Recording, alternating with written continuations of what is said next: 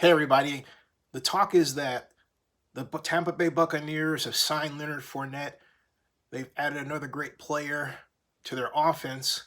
And now people are saying that they are the Super Bowl contender that everyone else has to reckon with.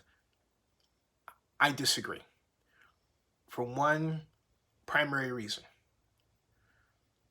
We're in the middle of a pandemic, and the NFL schedule has been torn asunder because of the problems posed by the virus. I remind you, we have not had a standard preseason game schedule, which means that teams have had to figure out for themselves how they're going to structure a practice to make sure that players have a standard system of contact and non contact and play preparation and drills. Each team has had a different approach. No one has had an approach that someone else copied exactly. For example, it said that the Dallas Cowboys, if I may digress for a moment, have not had a tackling drill yet, and that their first game may very well be the one where they actually do live hitting for the first time. That's a bad thing.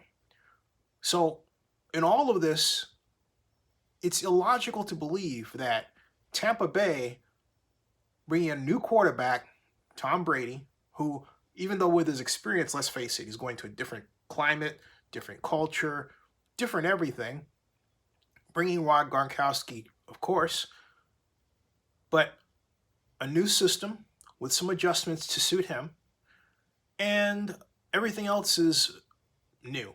He doesn't even know how his head coach is going to respond when the going gets tough, and it will through the season, to him.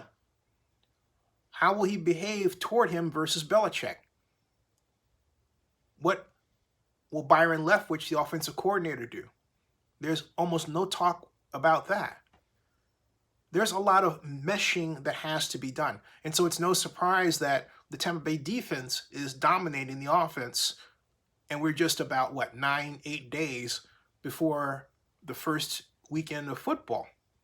That's a concern. It should be a concern. But I remind you, every NFL team is to a great deal in a similar boat. So the advantage goes to those offenses that have players who have been able to play together through 2019 leading into 2020. So you think about the Saints with Drew Brees and Michael Thomas and Alvin Kamara and all their other great players.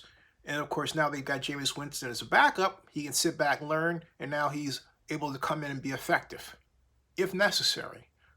Or the Atlanta Falcons with Matt Ryan and the great human weapons, Julio Jones and Calvin Ridley, and they've added Todd Gurley to the lineup. Quite exciting. But the race this year will favor teams that had offenses that were together and had a more cohesive unit coming in.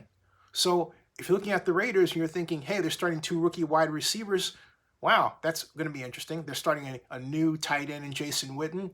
Wow, that's going to be interesting. They're starting a whole new set of linebackers on defense, and they're going into a new situation, another wild card. All right. So coming back to Leonard Fournette joining the Bucs, I don't expect the Bucs to post a winning record for the first 4 to 5 games. I think it's going to be by the 5th game or the 4th game before they really get their sea legs under them and become the kind of offense that we expect them to be. It's going to be an interesting season. Buckle up, stay tuned, and subscribe to Zenny62 on YouTube. Oh, and I have to add this about Leonard Fournette. He's an exceptionally talented running back who was in an awful situation with a person as head coach who I think is better suited for some other position in football rather than that one. Just saying. I like him as a person, nice guy, but I believe he is better suited to be in the personnel office or the general manager's office, but not as head coach.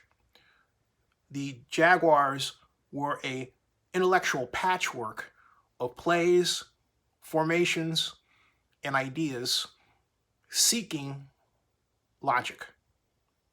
It was completely ridiculous to expect Leonard Fournette to save them in that situation. That's just a fact. See you later.